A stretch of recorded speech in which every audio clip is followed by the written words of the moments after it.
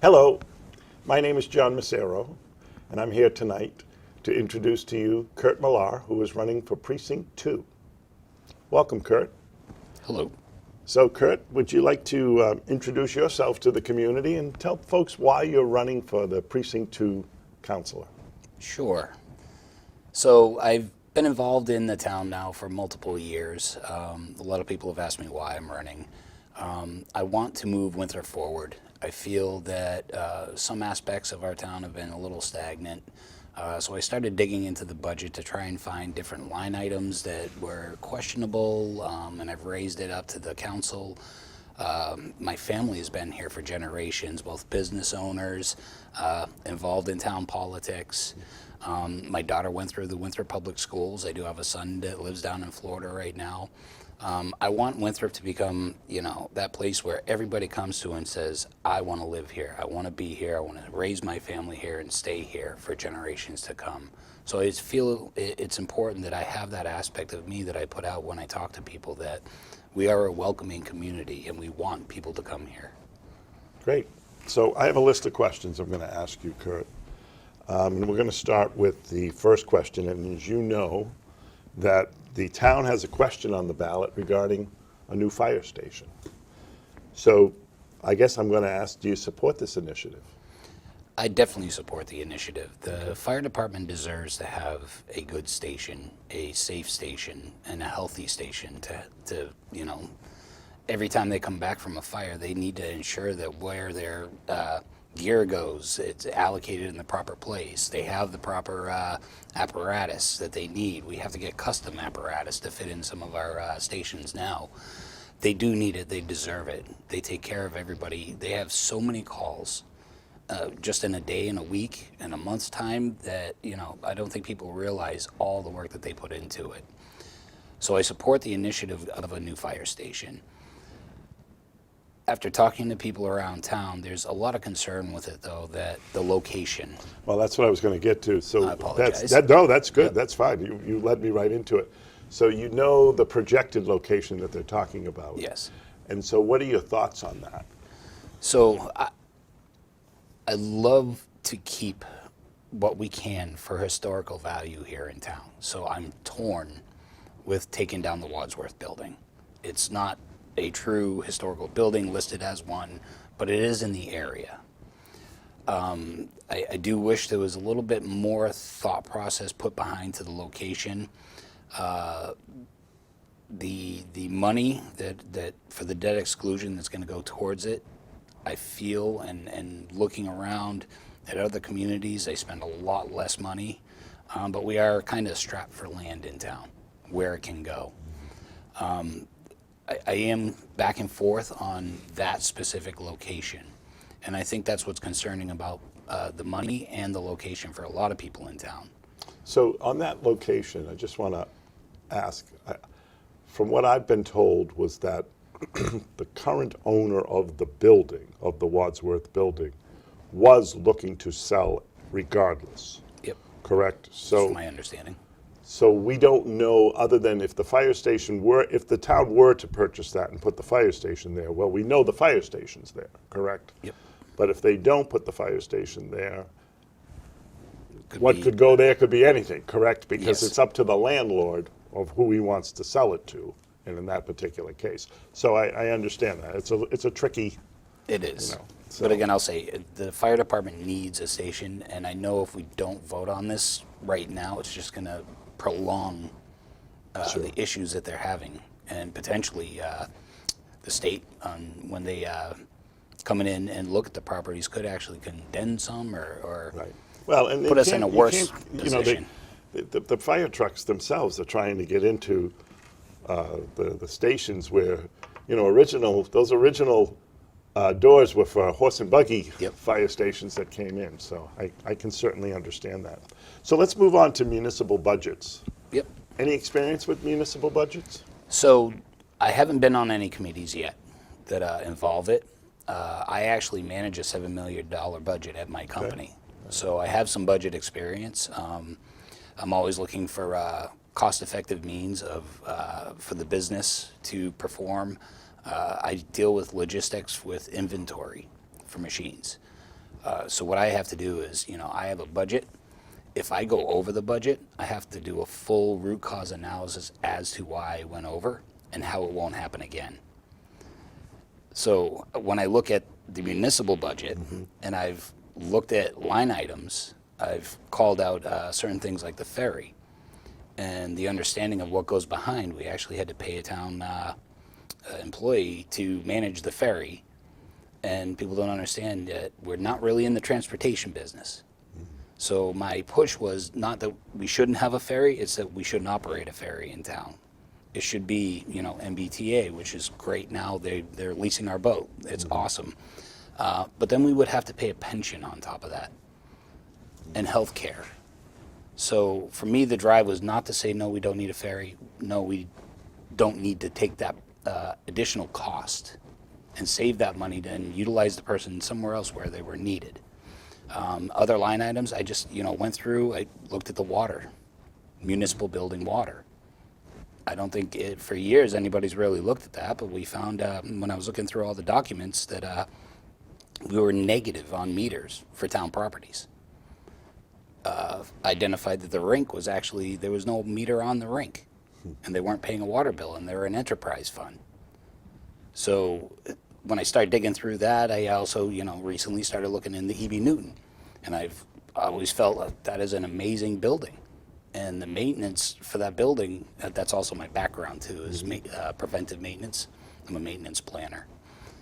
When I was looking at that property, we had to, Mr. Farino had to plead to get money to repair the clock tower.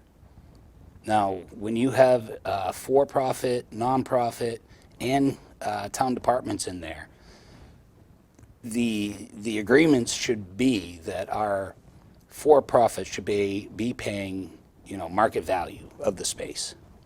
The nonprofits, yes, almost every nonprofit in that building is supporting our children here, and they deserve to be in the building because I'm amazed at how much CASA has helped in this town.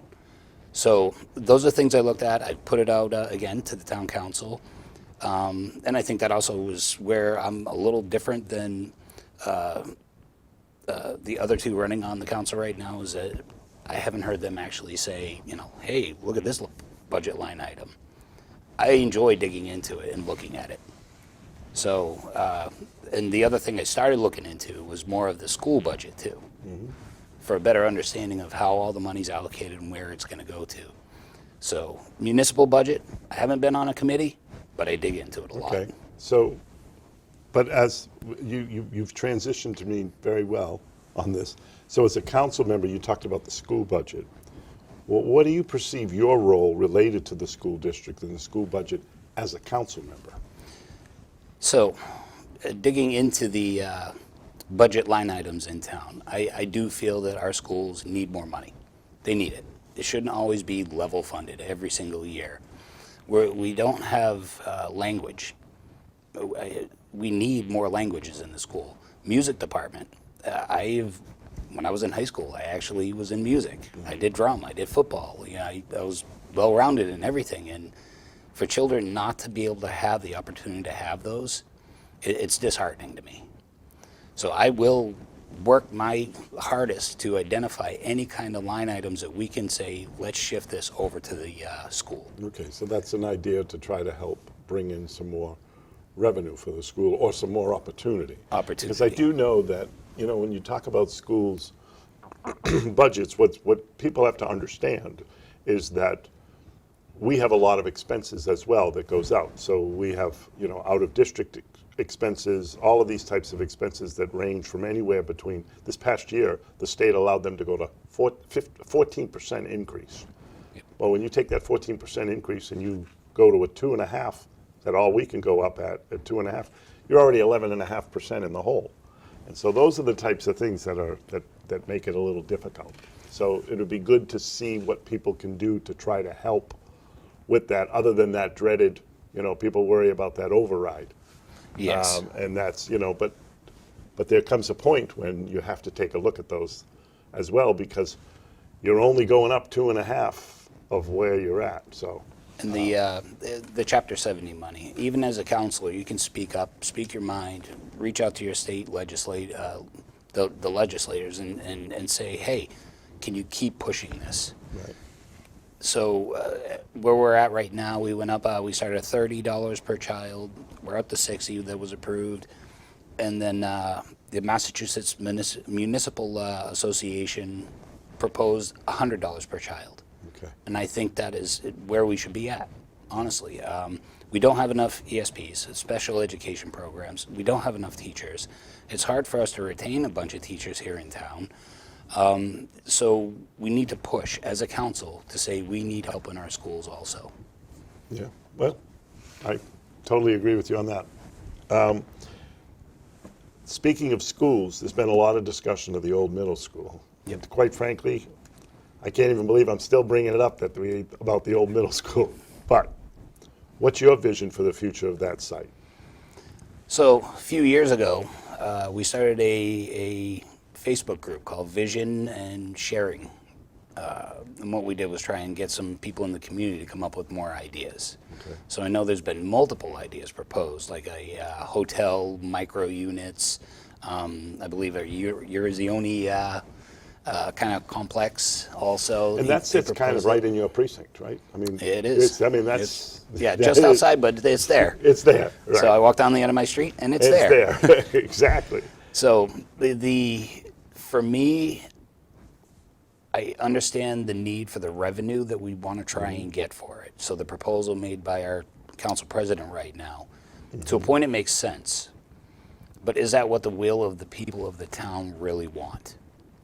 I understand the cost just to demolish the place and get everything out, 1.6 I believe it was that was stated, because of the asbestos and everything that potentially is in there. But we've almost spent that money just letting it sit there. So that's hard to bite off, just to think that we have spent all that money for so long. But something has to be done. Something does have to be done. I do like the proposal that was put there, but I'm also going to say sports complex that's privately owned, we don't know the long-term ramifications in a small town, how that could really affect us. I would definitely need more information, like a proposal, RPI or RPA. Right. In that proposal, was it, and you can correct me, it was that they would be leasing it, They would lease the property but yet from they're us. going to do the work to put it all together. From my understanding, the way it was laid out, yes. Okay. And that we would get time to utilize as a town in there, would be part of the request. So if they didn't do that, is there anything that you would try or to look at from what from your Facebook time or listening or from Yeah. those areas that you would recommend that could go there? I hear green space a lot. There's space down there that, we could clean up the corner of the middle school where, yes, I think putting a few more houses over there, that could get some revenue in for us. I think the amount of revenue that we're talking, that was discussed, it's a good amount of revenue. I don't see, my fear is that it's not going to happen, and what do we do with the property afterwards? We're stuck with it, right?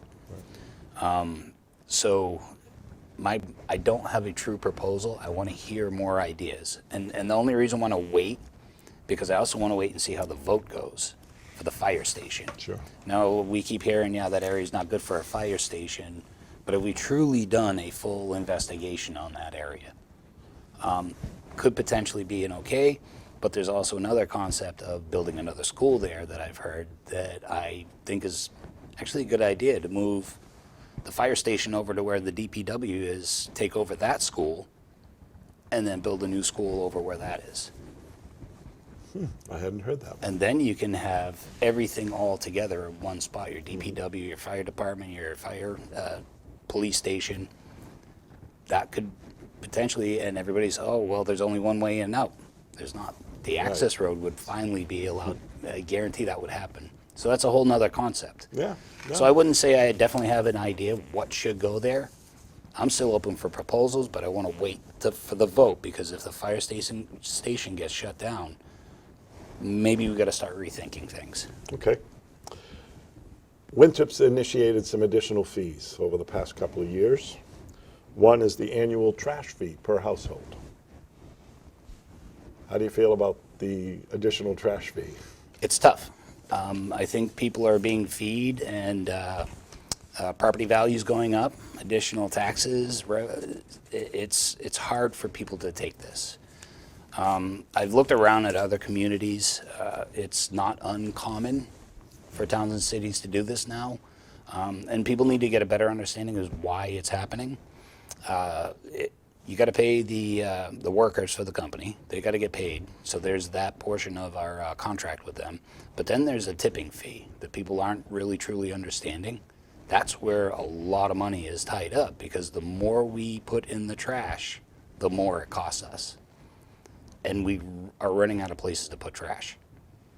So that's hard. And then when you have it in our budget, I've been a strong believer, hey, that's what we pay our taxes for. Right. It should be part of that.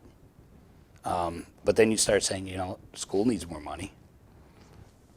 This needs more money. And you start breaking it up, and you're like, well, how are we going to do this? So the decision was made, make it an enterprise fund. And it's hard for people because you're on a budget. A lot of people in our town are on a budget. And it's a struggle for some. I believe the last I checked, the average income in town was between 65 and 72,000 a year. You can't buy a home in Winthrop right now the way it is that way.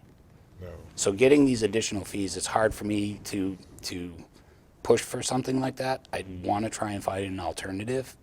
But seeing how our trash is in our town, our whole country, the world is, buy it and throw it away. So we got to start rethinking that process. Yeah, I know they've tried to, over the course of the year as well, they've divvied up the payments, so you pay one Quarterly. payment is it quarterly or is it a half year? Half year, That's what I sorry. thought. And so it's, you'll get it in July, and then you'll get it in January. Yes. And I'm hopeful that helps people, because when you get that, I own a 2-family, so therefore, mine's double Yep. of what you would have there. But I know they're working on trying to balance it out too for those, who might have one trash bag a week. right. I mean, is it really? I'll And call it came fair. And they came up with now if you have more trash, you have to go and buy a certain bag Yes. that you would put that in, so Yep. that they would take it. So. A lot of communities have that too. But then again, if you think about it, you're adding to the tonnage again, which Right. costs more for the town, and we got to drive that down. Well, you talked a little about, you brought up water earlier, and our water rates always seem to be a hot issue. Yep. And I can always tell when the water bill's coming before I even get it. I'll be on Facebook, and boom, there it comes out. Everybody's talking about it. And so I know that within the next 2 days, I'm going to see my water bill. But do you have any recommendations regarding our current rates, or how to help defray any additional costs? I know that's, you're one person, but I'm just curious for the, because it seems that keeps increasing. So I know with our infrastructure in town, it's old and it needs to be done. We have no choice. I think after a couple of years, once we get all the work done, it's again a hard thing to bite, seeing that budget. Understanding what the true cost of everything is with all the money we've had to borrow. The average person, I think, doesn't dig into that budget to say, oh, wow, we spend that much just to have all this infrastructure done. But it's a necessity for us. The other thing is, which I've been looking into, is the actual breakdown of how the DPW pays everybody. So we know the DPW is shorthanded. There are open spots in the budget for people. But what's a little misunderstood is when you have one DPW worker, it's an enterprise fund. You're not really supposed to go back and forth with everybody. We have no choice. But looking at the line item for payroll for that, I do tend to question what line items are tied into that payroll. And is there a way we can really look at that and determine, is it, just a line item that isn't fully being utilized, and the whole budget it's been audited and looked at, but I think there should be more put out to the people of the town so they better understand why we're in the scenario. Because So some more it's not going to go communication. back. And I believe it's going to go up again. Yeah. So, It's a good point on the communication part, because I think we tend to we know when it's water bill time, right? Yep. Every time it's boom, everybody's jumping and upset about the bill and stuff, and then it's more of a defense mechanism of the council to have to defend what's happening as opposed to being a little more proactive. yep. So if you're elected, you're 1 out of 9 people on that council. What steps and strategies will you take to get your initiatives passed within the council? So I'm a very open person. I like being transparent about my thoughts. I would always involve the entire council. I will not take one person at a time, another person at a time, and talk to them sidebarring. I don't think that's the right way to do it. Open communication with every councilor out in the open during a meeting. Identify what motions we can put forward. And that would be my main, I wouldn't even call it a strategy. I just feel the openness of being in the meeting and talking about it is where it should happen. It should never happen outside the meeting. So I know it happens different ways on different committees, but I don't like doing anything sidebar at all. But are you able to find yourself, how do you handle compromise? I'm actually a lot of people don't realize it, but I can be very, with my family, they all know I'll have my thought process, and then I have to take a step back a second and listen. Okay. So what I've done, just being on the Charter Ordinance Committee, we had a vast difference in people who were on it. And it is that understanding of being able to not only listen, but to hear what the point is that they're trying to get to. So I tend to actually question the question that they're asking me so I have a better understanding. I'll repeat back, this is what I hear you saying to me, and this is what I'm understanding. Because sometimes even when you're talking to somebody, you don't get the full point. You think you do, but you don't. So with the council, you'll have that, where somebody's trying to give you, a thought or a different point of view. Being able to step back and go, you know what?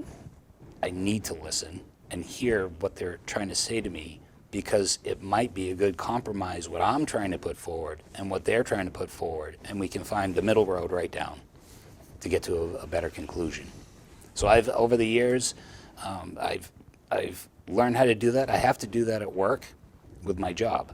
I'm a servant leader. I have to listen to the employees and work with them to get the best outcome we possibly can, because one person isn't always the best. It's when you have a group. Thank you. Let's see, we got a couple minutes left. We got about 5 minutes, so I just want to move us along on the thing. So you talk a lot about communication. What kind of tools would you use to communicate with the residents? So I am a huge Zoom person right now. I feel that every policy-making board should be on Zoom. There are a lot of people in town who are disabled, who can't make it to meetings, who are at work at that time. I feel that policy-making boards every board is important, every committee is important, but getting the message out, we should take every avenue possible to be able to let our people of our town know what's going on. And with our technology, we have it. We should utilize it. So that's one thing. Zoom is huge. I believe it's underutilized. The other thing would be I would, on a regular drumbeat, have meetings with my precinct, but all are welcome. I think that's great when I've seen some of the councilors do it, and you don't always get your precinct there, and I think that's beneficial. The open lines of communication, I know it costs a lot of money to send mailers out, and I don't think people in town realize that. I think it's about $3,000 a mailing. Wow. That's not totally effective to do anymore, but for specific topics, yes. But communication-wise, I feel Zoom, additional meetings, regular drumbeat with meet your precinct counselor, talk to them. on an open discussion, not a, any kind of full agenda, because you need to hear what everybody has to say. Well, and I mean, Zoom is a great tool. So, is. I mean, people are, when you get an opportunity to have people meet, it seems, we did it so much during COVID.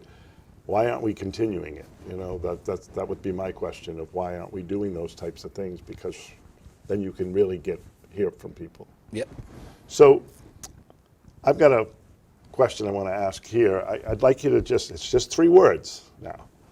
3 words that best describe you, and then why. All right. I thought this through, Okay? kind of. So, I think courage, committed, and the last one would be, it was a toss-up. Courage, committed, and I was gonna say, let's do,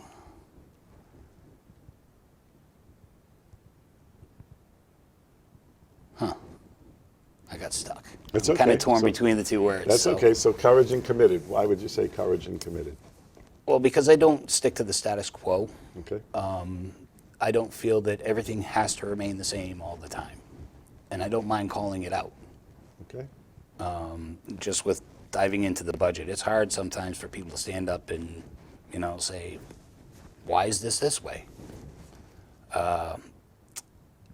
And it takes a lot to step up and do that. Great. And in this, going on to the council, it does take courage. It takes a lot because you can, get it from all different sides and people not happy with you. And sometimes you need that courage just to sit back and let people release what they're feeling inside. That's true. So the committed part is actually, I've been committed. I made a promise last time I ran, if I didn't make it on the council, that I would stick with the council, and I held on to that promise. And I went on the board of license. I'm on the board of license now. I was put on it, and then I was on 2 rounds of the Charter Ordinance Review Committee. One was during COVID, so we didn't get to finish it all. But that's my commitment to the town. I have not stopped since, I started campaigning the first time around. I still haven't stopped since. Okay.